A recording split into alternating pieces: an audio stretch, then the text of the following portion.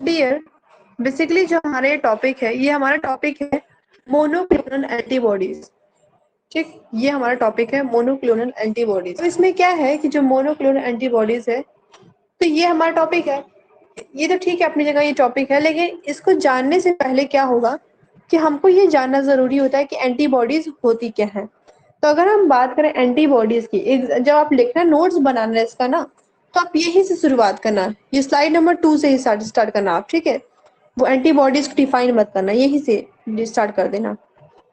तो इसमें बेसिकली क्या है कि एंटीबॉडीज क्या होती है, पहले आप ये जान लो। तो एंटीबॉडीज को हम इम्यून भी कहते हैं और इम्यून सिस्टम भी कहते हैं, ठीक है।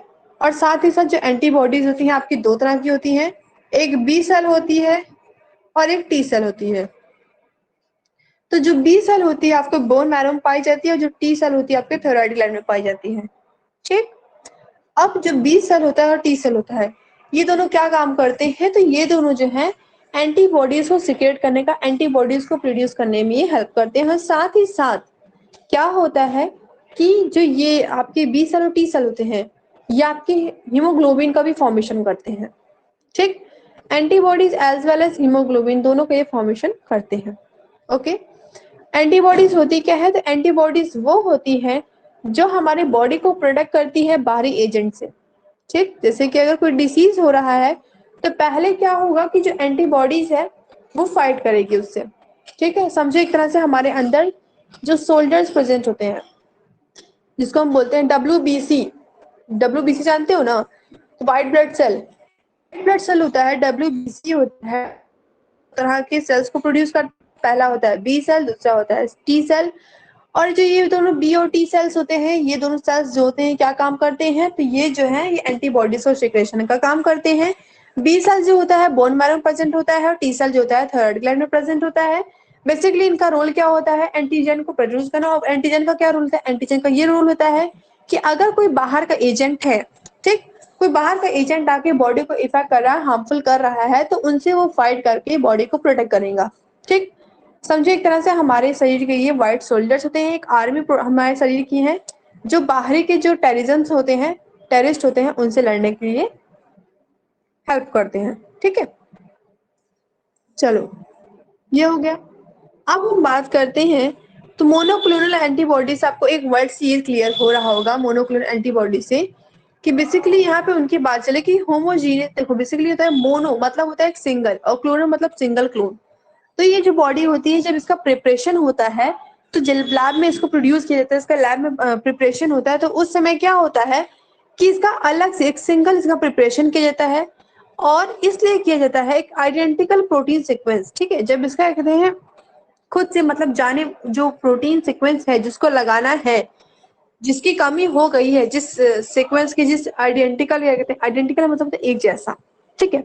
तो जिस आइडेंटिकल क्या कहते हैं सीक्वेंस की कमी हो गई, एंटीबॉडी से कमी हो गई है, उसका निर्माण करना है, तो उसके निर्माण कार्य में इस तरह के एंटीबॉडीज प्रतिरोधक क्षमता की निर्माण किया जाता है, ठीक है।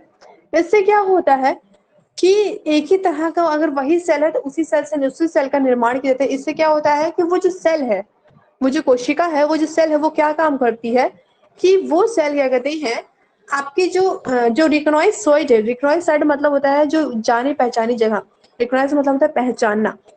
तो वो जो क्या कहते हैं पहचानी हुई जगह होती है, उस जगह पे जाती है और वो अटैच जाती है, ठीक, अटैच होती है। जैसे कि समझो ये एग्जांपल के तौर पे देखो, डायग्राम देख रहे हो आप, ये डायग्राम देख रहे हो, तो आप ये देखो कि सेल है, कैसा वो भी सेल है, कैंसर सेल है। अब आपने एक चीज देखा होगा, आपने एक चीज सुना होगा कि जो कैंसर सेल होता है, बेसिकली अगर हम बात करते हैं कैंसर की, तो कैंसर जो होता है 3 स्टेजेस होता है, कैंसर 1 स्टेज, सेकंड स्टेज और थर्ड स्टेज। अगर कोई पेशेंट फर्स्ट स्टेज में है तो रिकवर हो जाएगा, सेकंड स्टेज में है चांसेस थोड़ी बहुत होती है कि हाँ रिकवर हो सकता है। लेकिन अगर कोई पेशेंट थर्ड स्टेज में चला जाता है तो 100% हो जाता है, समझो 99.9% हो जाता है कि वो रिकवर नहीं हो पाएगा, ठीक। उस समय रिकवर करना इम्पॉसिबल हो जाता है। लेकिन अगर कोई पेशेंट कैंसर, उसको कैंसर है और वो पहले स्टेज से गुजर रहा है अपने, तो क्या होता है कि उसको संभाल लिया जाएगा, उसको रिकवर कर लेते हैं। सेकंड स्टेज में समझो एक तरह से 80 के चांसेस होती है कि हाँ रिकवर हो सकता है, ठीक है। 20 होती है हाँ कि थोड़ा बहुत हम कोशिश ज्यादा करेंगे तो रिकवर कर लेंगे, लेकिन जब थर्ड स्टेज में पहुंचती है, क्योंकि इस समय कहते हैं जो कैंसर सेल होता है बहुत ही ज्यादा आपकी पूरी बॉडी को क्या कहता है, उस पूरी एक स्पेसिफिक जो एरिया पे होता है ना कैंसर सेल, तो वो क्या करता है कि एक स्पेसिफिक जो एरिया है उसको पूरी तरह से डैमेज कर चुका होता है, ठीक। और जो ब्लड है, ब्लड को ब्लड कैंसर दे जानते हो ना, तो पूरी ब्लड को समझो पानी में बदलता है, ठीक। तो देखो ये जो आप देख रहे हो ट्रायंगल है, रेक्टेंगल है, सर्कल है, स्क्वायर्स है, ये सब क्या है, ये सब प्रोटीन्स हैं। जैसे कि हम सबको पता है होती है, वो किससे बनी होती है, प्रोटीन से बनी होती है, ठीक। पूरी बॉडी का अगर कोई भी स्ट्रक्चर, कोई भी फंक्शन, कुछ भी चीज बनता है, आइदर इट इज डीएनए और क्रोमोसोम, चाहे वो डीएनए चाहे क्रोमोसोम कुछ भी हो, सब कुछ किससे बना होता है, सब प्रोटीन से बना होता है। Everything is form with protein, ठीक है, हर चीज एक प्रोटीन से बना होता है। साथ ही साथ क्या होता है कि क्या है, ये कैंसर सेल, अब ये क्या है, मोनोक्लोनल एंटीबॉडीज, ये आके जुड़ रही है, अटैच हो रही है। और ये क्या है, ये क्या कहते हैं, ये जो आप नीचे देख रहे हो ये वाला, ये क्या है, ये एक मोनोक्लोनल एंटीबॉडीज है। ये क्या कर रहा है कि प्रोटीन पे लॉक कर रखा है, और लॉक करके क्या बैठा हुआ है कि इसमें इससे लगाया जा रहा है मोनोक्लोनल एंटीबॉडीज, इसलिए दी जा रही है कि समझो ये कैंसर सेल है, इसको रिकवरिंग के लिए दिया जा रहा है कि ये रिकवर करे और उस कैंसर जो सेल है उसे कहते हैं खत्म कर दे, और एक नया जो सेल है उसको फॉर्मेशन करे, और क्या कहते हैं जो कैंसर पेशेंट है उसकी वो रिकवरिंग करके उसकी हेल्प करे, कि मतलब उसको ठीक करने में मदद करे, इसलिए दिया जा रहा है, ठीक है।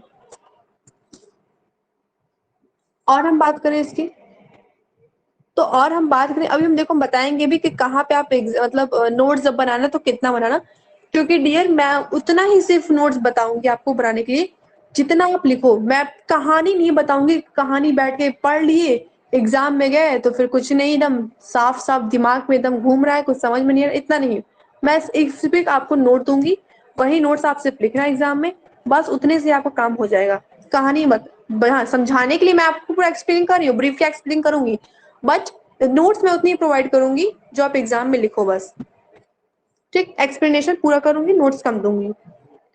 तो डिस्कवरी की बात करें तो इसकी डिस्कवरी किसने की थी, तो इसकी डिस्कवरी बेसिकली क्या होता है, एक मैजिक बुलेट, बुलेट की वजह से, जैसे समझो एक मैजिक बुलेट, जानते हो ना बुलेट क्या होता है, तो बेसिकली जो आपका पिस्टल होता है, गन होता है, उसमें जो तो एक तरह से एंटीबॉडीज को यहाँ पे क्या किया गया है, एंटीबॉडीज एक बुलेट का रूप है, समझो गोली के रूप है, जो जाके लग जाती हैं, ठीक। इसको इल्स्ट्रिच नाम के साइंटिस्ट ने किया था, ठीक है, वो भी 20वीं सेंचुरी में इसकी शुरुआत उन्होंने की थी। और क्या कहते हैं, इन्होंने देखा था कि उन्होंने एक डिसीज लिया था जो क्या कहते हैं इन्फेक्टेड इंसान होगा कोई, और उसमें उन्होंने डिसीज लिया था और उन्होंने देखा था कि एंटीबॉडीज में क्या रोल करती हैं, ठीक। फिर यहाँ पे अगर इसकी बात करें, यहाँ पे ये बात करती है, it was understood that cancerous B cell और produce a single type of antibodies.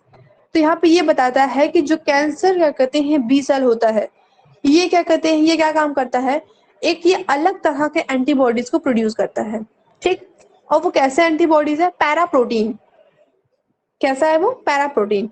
यहाँ पे क्या होता है कि इसको ये प्रोड्यूस कर रहा है, अब क्या करते हैं कि जो प्रोड्यूस हुआ है उसको निकालते हैं, उस एंटीबॉडीज को बाहर करते हैं, और फिर लैब में पहले सर्च करते हैं। लैब में ये देखते हैं कि क्या ये एंटीबॉडीज इतने काबिल है कि बाहरी के जो एजेंट है उनसे लड़ पाएगी, अगर नहीं लड़ पाती है डियर, तो क्या करते हैं कि उसी तरह के एंटीबॉडीज का निर्माण करते हैं, लेकिन उसके पास इतनी इम्यून पावर होती है, इतनी एंटीजन पावर होती है कि वो बाहरी के एजेंट से वो लड़ सके, ठीक। साथ ही ये तीन साइंटिस्ट हैं जिन्होंने सोमैटिक सेल हाइब्रिडाइजेशन पे दिया था। अब सोमैटिक सेल हाइब्रिडाइजेशन क्या है, तो अगर आप जूलॉजी अपना उठाओगे, तो जूलॉजी में पेपर उठाओगे तो देखोगे आप, ये एक आपको टॉपिक ही मिलेगा, सोमैटिक सेल हाइब्रिडाइजेशन, ठीक। तो इसमें क्या होता है कि कोलर, जेनर और मिलस्टेन, ये तीन जो साइंटिस्ट हैं इन्होंने 1975 पे इसके बारे में बताया था। अब देखो, अब मैं आपको जो नोट्स दे रही हूँ, नोट्स देखो, यहां से लिखना, ठीक। मोनोक्लोनल एंटीबॉडीज या फिर हाइड्रोडोमा, एग्जाम में आपकी आए तो ये पूछा जाएगा और या तो ये। अब आप सोच रहे होगे कितने नंबर का, तो 3 नंबर का आता है ये, ठीक। शॉर्ट्स पे आता है 3 नंबर का आता है, लॉन्ग पे कभी नहीं आता है, लॉन्ग में पूछेगा ही नहीं। और लॉन्ग पे सिर्फ क्योंकि लॉन्ग कोई क्वेश्चन ही नहीं है, लॉन्ग पूछ ही नहीं सकते, 3 नंबर का क्वेश्चन आता है, ठीक है, शॉर्ट्स में आता है, और सिर्फ या तो आपको हाइब्रिडोमा दे देगा या तो बोलेगा कि explain the short notes on monoclonal antibodies और हाइब्रिडोमा, ठीक, इन दोनों में से कोई भी वर्ड दे सकता है। तो आप पहले बेसिकली क्या लिखोगे, एरो करके आप ये लिखना कि कोलर एंड मीलस्टीन 1975, कोलर और मीलस्टीन ने 1975 में क्या किया, इसको डिस्कवर किया, इसके बारे में बताया, ठीक। उसके बाद अब आप क्या करना कि आप क्या कहते हैं मोनोक्लोनल एंटीबॉडीज को बताना कि क्या है ये, तो आप बताओगे B plasma cell, B plasma cell will get combined with monoclonal cell and form hypodroma, and that hypodroma has capacity to form a specific antibodies। जो B plasma cell होता है ये क्या करता है कि जो माइक्रोकोनल जो सेल होता है उससे ये क्या कहते हैं, ये जुड़ता है, और जुड़ने के बाद हाइब्रिडोमा बनाता है। हाइब्रिड मतलब आप हाइब्रिड अगर बात समझो तो हाइब्रिड से आप एक चीज समझ रहे हो कि एक चीज है उसी चीज का दूसरा क्या कहते हैं, दो जैसे कि अब ये दो वर्ड है समझो। अगर मैं हाइब्रिड की बात करूं तो सबसे अच्छा एग्जांपल तो आप खुद ही हो, हाइब्रिड ही हो तो आप हो। अब आप सोचोगे हम हाइब्रिड कैसे हैं, तो अगर आप एक बात सोचो कि आपके पास मदर का और फादर का, आपके मम्मा का और आपके पापा का, दोनों का क्या कहते हैं कुछ ना कुछ जेनेटिक या फिर कुछ ना कुछ जो डीएनए है वो मिक्स होके आया है, ठीक। तो क्या हुए आपका जो डीएनए वो क्या होगा, हाइब्रिड डीएनए हो गया। तो सेम उसी तरह दो अलग अलग क्या कहते हैं सेल्स का जब कंबाइन होके एक नया सेल्स बनेगा तो वो क्या हो जाएगा, वो हाइब्रिडोमा हो गया, ठीक। हाइब्रिडोमा हैज कैपेसिटी, और उस हाइब्रिडोमा जो नया दो अलग अलग सेल को मिलकर बना रहा है, जो एक नया सेल बन रहा है, उसके पास इतनी क्षमता होती है, इतनी स्पेसिफिक मतलब होता है विशिष्ट, एक अलग तरह की एंटीबॉडीज बनती है वो, और उसके पास इतनी ज्यादा कैपेसिटी होती है डियर कि वो बाहरी एजेंट से फाइट कर सके, उसको एक अलग तरह से प्रोटीन देता है। अब बात करूं मैं बेसिकली, समझो मैं दो बच्चों को लेकर चलूं, बच्चे हैं, ठीक। एक को मैं क्या कर रही हूँ, एक को मैं नॉर्मल फूड देती हूँ। नॉर्मल फूड मतलब जैसे मैं बहुत बहुत ही ज्यादा उसको कम भोजन देती हूँ और उसको बहुत सादा भोजन देती हूँ, और एक को क्या कर रही हूँ मैं स्पेसिफिक प्रोटीन देती हूँ। लाइक मैं इसको लगातार पल्सेस खिलाती हूँ, फिर पनीर खिलाती हूँ, फिर जितने भी ग्रीन वेजिटेबल्स होते हैं वो देती हूँ, फिर फ्रूट्स देती हूँ, ड्राई फ्रूट्स देती हूँ, ये सारी चीजें देती हूँ। तो स्वाभाविक सी बात है प्रोटीन मतलब जो एक्टिव होगा ज्यादा को, ये बी वाला, ए वाला प्रोडक्ट एक्टिव नहीं होगा। सेम उसी तरह कि जब एक नया मोनोक्लोनल एंटीबॉडीज बनता है तो वो जो एंटीबॉडीज बनता है उसमें दो एंटीबॉडीज का मिलके, उन दो एंटीबॉडीज को मिला के एक क्या कहते हैं नए एंटीबॉडीज का फॉर्मेशन किया जाता है, ठीक। और वो एंटीबॉडीज के पास इतनी स्पेसिफिक एंटीबॉडीज कैपेसिटी होती है, इतनी ज्यादा उसके पास प्रतिरोधक क्षमता मौजूद होती है कि वो बाहर के एजेंट से लड़ने के लिए काफी हद तक मजबूती से तैयार होता है, ठीक। अब MABS, अब आप इसको क्या कहते हैं MABS भी कह सकते हो। तो MABS ऐसे इसकी मोनोक्लोनल जो हो गया वो M हो गया, एंटी मतलब हो गया A और बॉडीज मतलब हो गया B, और S मतलब है बॉडीज, S लग रहा है ना, इस वजह से ये छोटा सा S लगा है, ठीक। अब 7 स्टेप होते हैं इसमें, इसको इसका प्रिपरेशन कैसे किया जाता है, इसको लैब में बनाया कैसे जाता है, इसका फॉर्मेशन कैसे किया जाता है। तो आप एक चीज याद रखना कि अगर आपको ये याद नहीं हो रहा है, क्योंकि इसको आप सीक्वेंस वाइज में ही याद रखना, याद नहीं हो रहा है तो कई बार लिख लो लेकिन याद करो, लेकिन ये जो 7 स्टेप है इनको बिल्कुल भी मत छोड़ना, क्योंकि इनको छोड़ने से क्या होगा, स्टेप में गड़बड़ी हो जाएगी और आप एक्सप्लेन नहीं कर पाओगे, ठीक है। तो पहले क्या होता है, इंजेक्शन होता है, दूसरा फ्यूजन, तीसरा हाइब्रिडोमा फॉर्मेशन, तीसरा चौथा डिवीजन, फिर टेस्टिंग, फिर कल्चरिंग, फिर एक्सट्रैक्शन। देखो ये क्या होता है, अब मैं एक एक स्टेप एक्सप्लेन कर रही हूँ। अब मैं बात करूं अगर इंजेक्शन की, तो समझो इंजेक्शन वर्ड को आपको मतलब समझ में आ रहा है कि उसमें इन्वॉल्व करना, उसको इंजेक्ट करना, मतलब इंजेक्ट मतलब होता है कि कुछ चीजों को डालना। अब ये बी सेल है हमारे पास, ठीक, ये हमारे पास बी सेल है, और ये क्या है हमारा, जो आप देख रहे हैं एंटीबॉडीज है। अब बी सेल है, तो ये क्या हुआ कि इस एंटीबॉडीज को अगर हमने क्या कहते हैं अलग से निकाला, तो अलग से निकालने के बाद देखते हैं कि स्प्लीन जो होता है, बेसिकली आप जानते हैं ना कि ब्लड बैंक किसे कहा जाता है, which is known as blood bank. तो जो स्प्लीन होता है, स्प्लीन को हिंदी में तिल्ली बोलते हैं, हाँ तिल्ली बोलते हैं, ठीक ठीक है। तो स्प्लीन को हिंदी में तिल्ली बोलते हैं, पिल्हा, हाँ पिल्हा भी और तिल्ली, कुछ लोग पिल्हा बोलते हैं, कुछ लोग स्प्लीन को डियर आपको ये कहते हैं ब्लड बैंक बोला जाता है।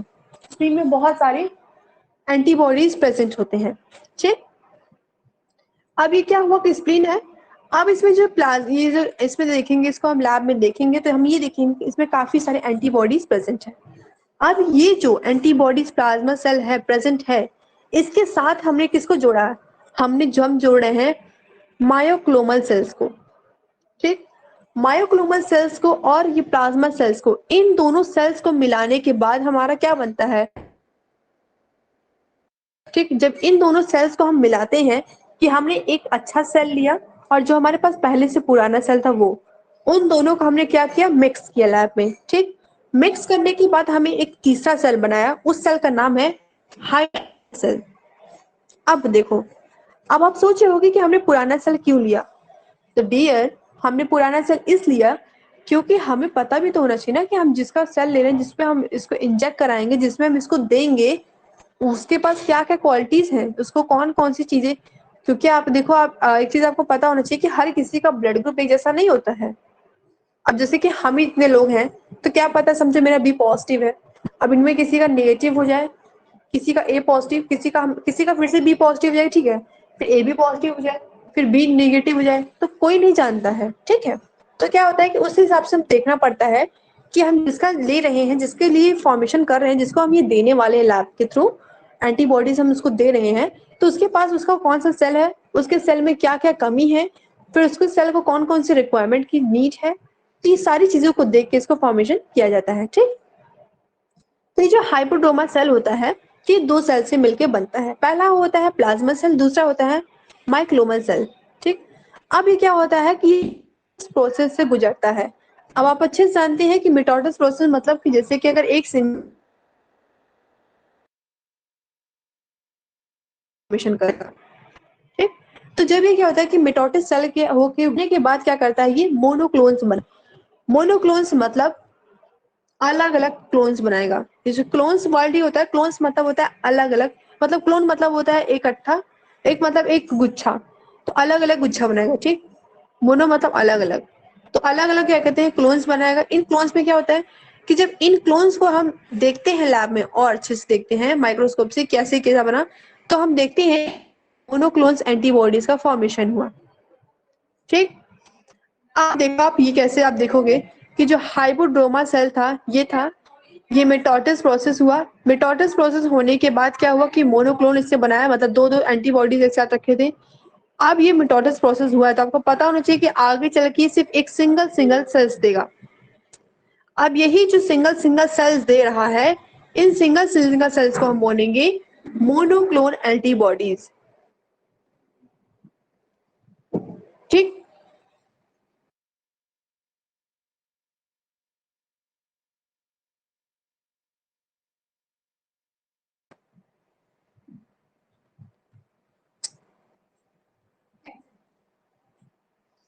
उसके बाद देखिए,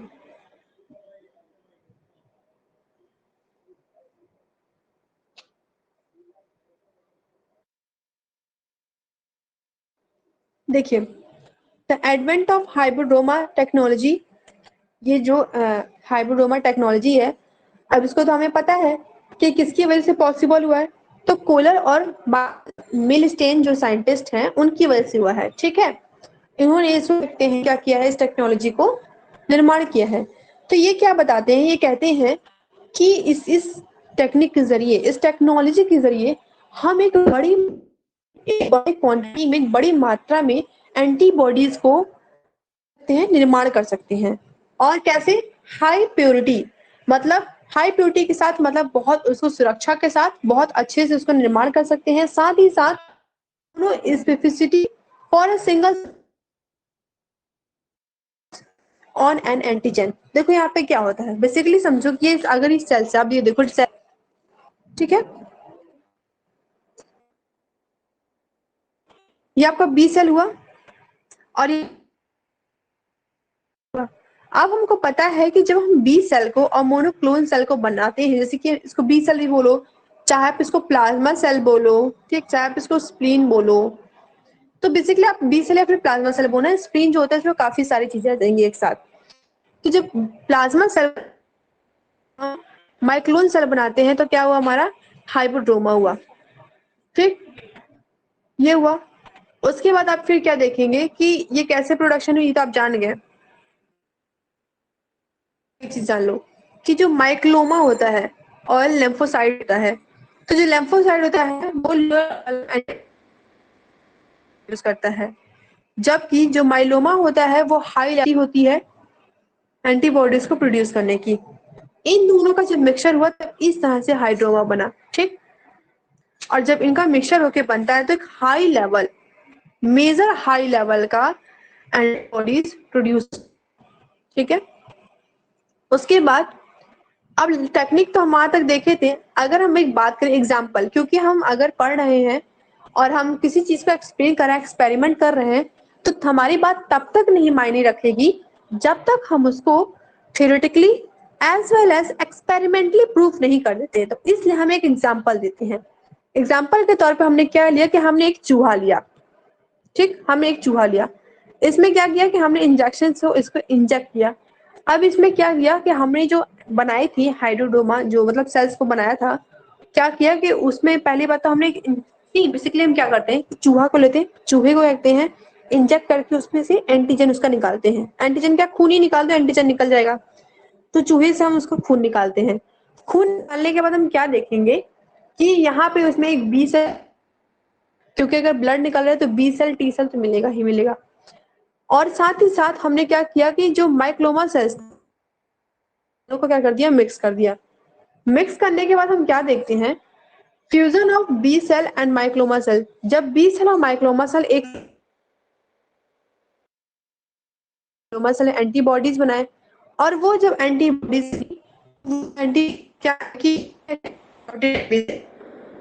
मिटोटिक डिवीजन होने के बाद काफी तरह के डिफरेंट तरह के एंटीबॉडीज का फॉर्मेशन हुआ, कि हम उसके बाद देखेंगे जब काफी तरह के एंटीबॉडीज का फॉर्मेशन होता है तो हम देखते हैं कि ये जो एंटीबॉडीज का फॉर्मेशन हुआ है, यहाँ पे देखेंगे separate individually to produce specific antibodies HAT medium. ये मीडियम आपसे पूछा जाता है। तो यहाँ पे क्या होता है कि जो अलग अलग इंडिविजुअल्स होते हैं उनको मतलब अलग अलग एंटीबॉडीज को क्या कर दिया गया, अलग अलग कर दिया गया। अब ये जब अलग अलग कर दिया गया तो ये पर्टिकुलर हर एक सेल पे क्या हो जाएगा, अटैच हो जाएगा। और कौन से मीडियम का हम यूज करते हैं, मीडियम मतलब बेसिकली वो मीडियम उसको बोलते हैं डियर, जब हम किसी चीज में किसी चीज को डालते हैं।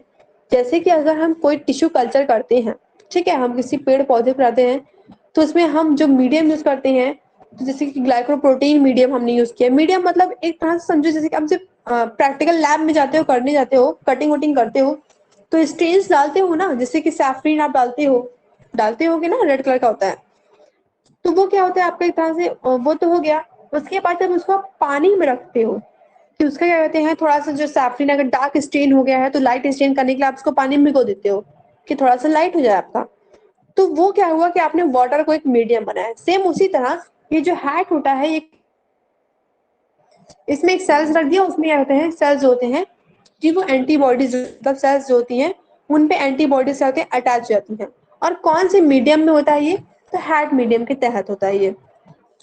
उसके बाद और देखो, ये देखोगे इतना तो हो गया। उसके बाद आप देखोगे इस मीडियम को प्रोसीड करने के बाद हमने ये देखा कि कल्चर एंड प्यूरिफाइड, कल्चरिंग हुआ उसका और बहुत प्यूरिफिकेशन मतलब बहुत प्यूरिफाइड हमको क्या कहते हैं, एंटीबॉडीज मिल गया।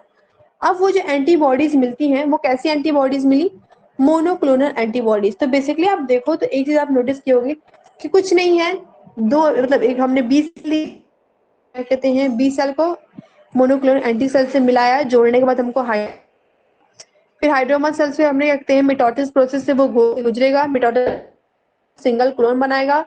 सिंगल क्लोन होने बनाने के बाद वो प्यूरिफाइड हो करेंगे, हैट मीडियम में डाल के HAT हैट मीडियम में डाल के उसको प्यूरिफाइड करेंगे। प्यूरिफाइड करने के बाद क्या होगा कि हमको मोनोक्लोनल एंटीबॉडीज मिल जाएगा। अब इसके एप्लीकेशंस को आप देखो कैसे क्या इसके एप्लीकेशंस हैं। तो अगर हम इसके एप्लीकेशंस की बात करें तो हम यहाँ पे देखेंगे it is use to determine infectious disease. इसको किस लिए यूज किया जाता है, निश्चित करने के लिए। इसको इसलिए यूज करते हैं हम कि निश्चित करते हैं कि आखिर जो इन्फेक्शन हुआ है कौन सा डिसीज हुआ है इनको, ठीक, इनको कौन सा इन्फेक्शन हुआ है। It is use to detect cancer cell, जो कैंसर होता है लोगों को, पेशेंट्स को जो कैंसर होता है उनके सेल्स को डिटेक्ट करने के लिए, उनके सेल्स को पहचानने के लिए, कैंसर सेल को पहचानने के लिए इसको यूज किया जाता है। इस टेक्निक को, जो मोनोक्लोनल एंटीबॉडीज टेक्निक है, इसको यूज किया जाता है, ठीक।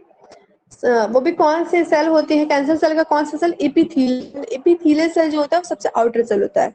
And cancer of certain organ as well as, देखो कैंसर किसी भी ऑर्गन का, जरूरी नहीं एक सिंपल जैसे ब्लड कैंसर, तो आपसे ब्लड कैंसर मत समझना, कोई भी ऑर्गन का। जैसे क्या होता है कैंसर, होता क्या है, जब खूब सारे सेल्स क्या होते हैं एक साथ मतलब डिवाइड हो जाते हैं और डेड सेल डिवाइड हो जाते हैं, तो उसी से तो फिर कैंसर बनता है ना, ट्यूमर फॉर्मेशन होकर कैंसर बनता है। तो उसी तरह से क्या कहते हैं, जब खूब किसी भी बॉडी में, तो कहीं के भी सेल्स का, कहीं के भी ऑर्गन का कैंसर सेल डिटेक्ट करने के लिए इसको बनाया जाता है, ठीक। और साथ ही साथ उसको केमोथेरेपी में क्या कहते हैं यूज किया जाता है, use in diagnostic of various leukaemia and determine the actual position of enzyme in the cell. साथ ही साथ डायग्नोसिस मतलब इसके किस किस चीज के उपचार के लिए इसकी यूज किया जाता है, तो ल्यूकेमिया जो प्रॉब्लम होती है और जो कुछ एंजाइम होते हैं जब क्या कहते हैं सेल्स में चले जाते हैं और फिर डिसीज मतलब जो है इंक्रीज करने लगते हैं, तो इन दोनों डिसीज के भी क्या कहते हैं उपचार के लिए, डायग्नोसिस मतलब इन दोनों के उपचार के लिए भी हम इस थेरेपी को यूज करके डिटेक्ट कर लेते हैं, मतलब पहचान लेते हैं कि आखिर पेशेंट किस प्रॉब्लम से जूझ रहा है और उसको हम किस तरह से उसको हम क्या करें, सही करें, ठीक है।